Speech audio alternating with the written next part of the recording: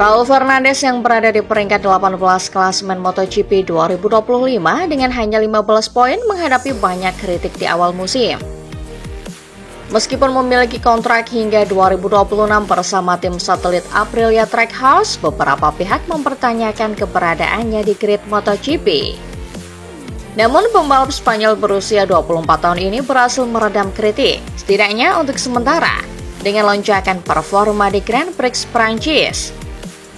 Fernandez pertama kali menunjukkan bakatnya pada 2021, satu-satunya musimnya di Moto2 ketika ia bersaing ketat untuk gelar hingga balapan terakhir.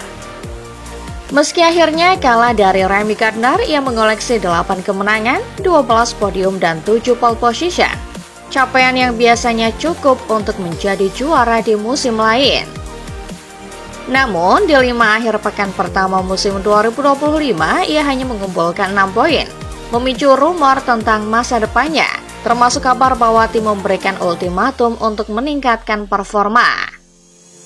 Trackhouse melalui manajer tim David Brivio menegaskan bahwa kontrak Fernandez aman tanpa tenggat waktu atau tekanan tertentu. Tetapi mengakui bahwa Fernandez perlu menunjukkan reaksi, terutama untuk dirinya sendiri. Di Le Mans, Fernandez mencatatkan akhir pekan terbaiknya musim ini, mengumpulkan 9 poin dengan finish ke-10 di sprint dan ke-7 di balapan utama. Meskipun kondisi cuaca yang tidak menentu membuat balapan seperti perjudian. Menjelang akhir pekan Le Mans, Fernandez berbagi tentang tantangannya dengan motor Aprilia dan rumor soal tenggat 3 bulan untuk membuktikan diri. Ia menjelaskan bahwa ia tidak ingin terjebak dalam tekanan, melainkan fokus untuk menemukan kembali kegembiraan dalam balapan.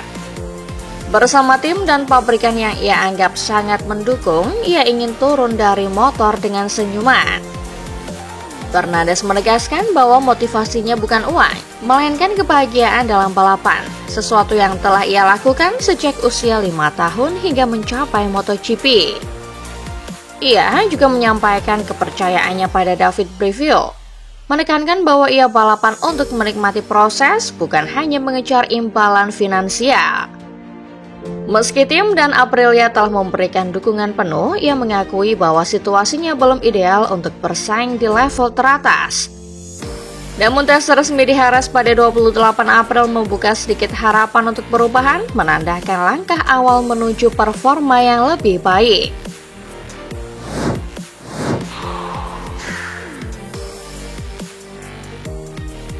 Francesco Bagnaia saat ini tengah berada pada kondisi yang kurang baik.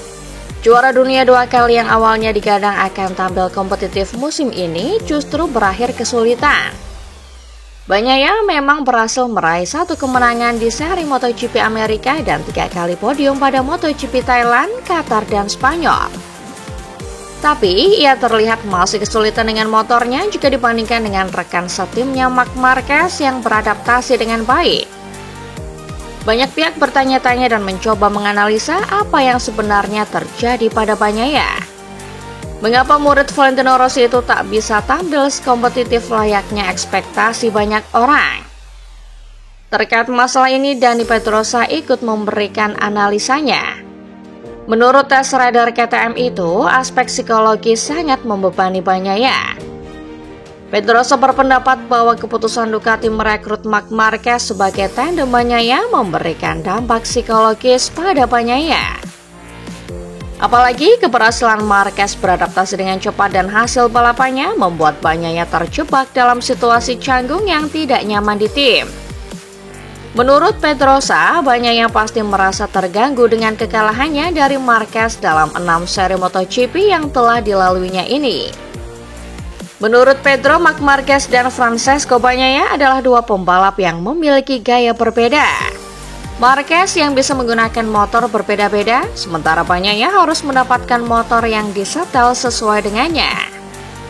Tapi, terlepas dari faktor settingan motor atau hal-hal berbau teknis, Pedro berpendapat bahwa yang membuat Bagnaia menderita adalah keputusan Ducati untuk merekrut Marquez.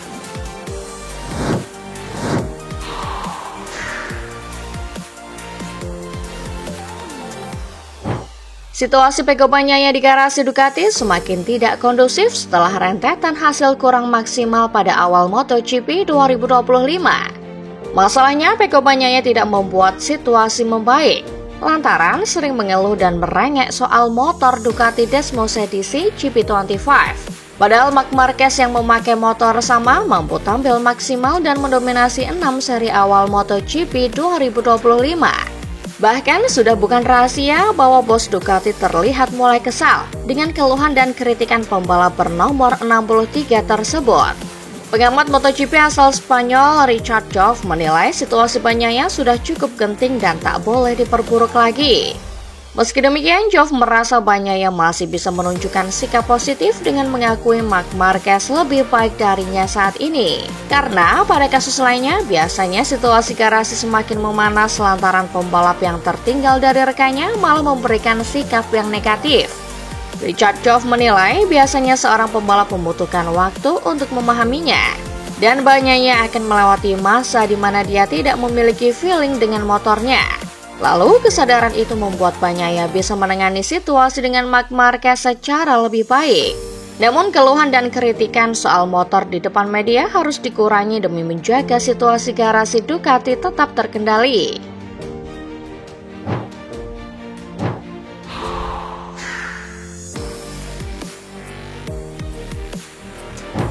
Mengikuti apa yang akan menjadi update di Formula One yang rencananya akan berpindah sirkuit balap seri Arab Saudi dari Jeddah. MotoGP juga akan mendatangi Arab Saudi ketika nanti sirkuitnya yakni sirkuit Qiddiya sudah siap dan terhomologasi FIM Grade A. Sirkuit Qiddiya yang dirancang oleh mantan pembalap F1 Alex Wurz dan Wurz Design dijadwalkan selesai pada tahun 2027. Dilihat dari bentuk desain blueprint sirkuitnya, terlihat memang ada beberapa detail dan karakter yang mengarah ke sirkuit sepeda motor FIM, seperti hadirnya gravel dan runoff yang cukup lebar. Mengenai potensi MotoGP diselenggarakan di sirkuit Qiddiya ini, CEO Dorna Sport Carmelo Ezpeleta memberikan penjelasan. Pembukaan sirkuit dijadwalkan pada tahun 2028, tetapi bisa juga pada tahun 2029. Ini adalah proyek yang sangat rumit dan mengalahkan semua proyek lainnya. Hingga selesai, Formula One akan terus berlomba di sirkuit Corniche Jeddah.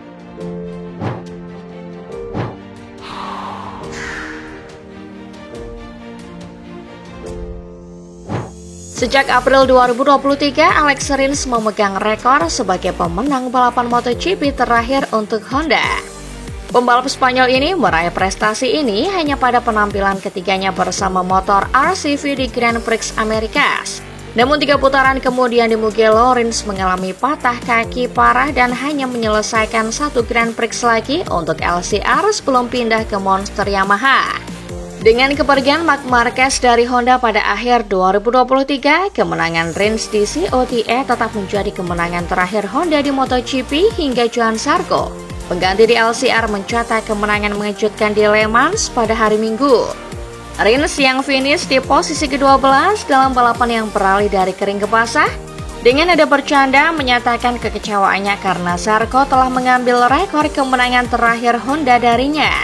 Namun, ia juga mengungkapkan kebahagiaan yang tulus untuk Lucio Casinello dan seluruh kru mekanik LCR atas keberhasilan tersebut. Zarco sendiri mengaku awalnya tidak menyadari bahwa ia telah menggeser rekor Rins dan merasa bangga ketika Rins mengungkapkan hal itu kepadanya setelah balapan. Dengan LCR kini mengklaim 2 kemenangan terbaru Honda, kemenangan terakhir tim pabrikan Honda sendiri sudah cukup lama, yakni saat Marquez menang di Misano pada 2021. Keberhasilan Honda kembali ke podium tertinggi di Le Mans juga mengakhiri rekor 22 kemenangan beruntun Grand Prix milik Ducati, yang kini berbagi catatan tersebut dengan Honda. Sebagai perbandingan, kemenangan terbaru Aprilia di MotoGP terjadi di COTA pada 2024, sementara KTM terakhir menang di Buriram pada 2022. Yamaha yang meraih pole position bersama Fabio Quartararo di Le Mans dalam kondisi kering juga mencatatkan kemenangan terakhirnya pada 2022 di Sachsenring.